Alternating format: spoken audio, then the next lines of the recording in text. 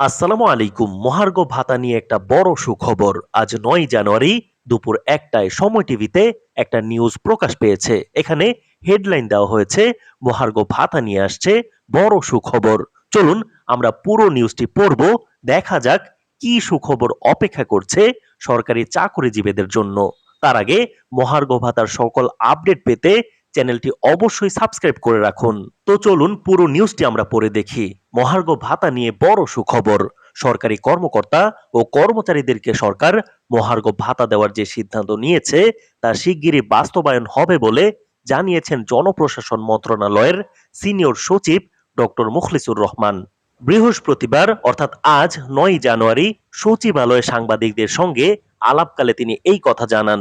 মুখলিসুর রহমান জানান, মহার্ঘ ভাতা ইস্যুটা অর্থ মন্ত্রণালয়ের, তবে আমিও একজন মেম্বার। ইতিমধ্যেই ২টা মিটিং হয়েছে।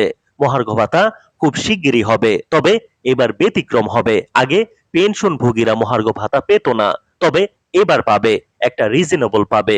পরের বছর ইনক্রিমেন্টের সময় এই মহার্ঘ ভাতাটা তার বেসিকের সঙ্গে যোগ হবে। এই বাজেটেই মহার্ঘ ভাতা কার্যকর হবে কিনা এই প্রশ্নে তিনি বলেন, এই বাজেটে মানে ৩০ জুনের মধ্যে, আমি বলবো অবশ্যই এর মধ্যেই হবে, তার আগে হবে ইনশাল্লাহ। পার্সেন্টেজের বিষয়ে তিনি বলেন, এই বিষয়ে অর্থ উপদেষ্টা বা অর্থ সচিবকে জিজ্ঞাসা করেন, তারা বলতে পারবে।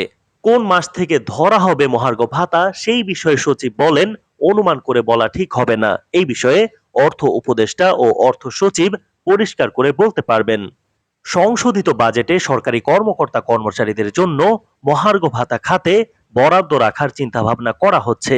এর আগে ১৫ই ডিসেম্বর সোমবার জাতীয় অর্থনৈতিক পরিষদের নির্বাহী কমিটির একনেক সভা শেষে পরিকল্পনা ও শিক্ষা উপদেষ্টা ওয়াহিদুদ্দিন মাহমুদ এই ইঙ্গিত দিয়েছিলেন। চলতি অর্থ বছরের সংশোধিত বাজেট সম্পর্কে ওয়াহিদুদ্দিন মাহমুদ সাংবাদিকদের বলেন, বাজেট ঘাটতি সহনীয় পর্যায়ে রাখতে উন্নয়ন বাজেট সমন্বয় করতে হবে। সরকারি কর্মচারীদের বহু ধরনের দাবি দাওয়া মেটাতে গিয়ে বেতন ভাতা বাড়ানোর বিষয় আছে, মহার্ঘ ভাতার বিষয় আছে। তাই রাজস্ব খাতে ব্যয় কমিয়ে রাখা খুবই কঠিন। কাজেই সবকিছু আমাদের উন্নয়ন বাজেটের উপর এসে পড়ে। উন্নয়ন বাজেট কমাতে হবে। পরিকল্পনা উপদেষ্টা আরো বলেছিলেন, উন্নয়ন বাজেট কমলেও জিডিপিতে প্রভাব পড়বে তা নয়। এক বছর বড় বিনিয়োগ থেমে থাকলেও উৎপাদন কমে যায় না। গ্রাম অঞ্চলে দারিদ্র বিমোচন ও কর্মসংস্থানের জন্য বেশি বিনিয়োগ দরকার নেই। তিনি তখন বলেছিলেন, এবার মার্চে নয় বরং জানুয়ারি মাসের শেষ দিকেই তারা সংশোধিত উন্নয়ন বাজেট করতে চান।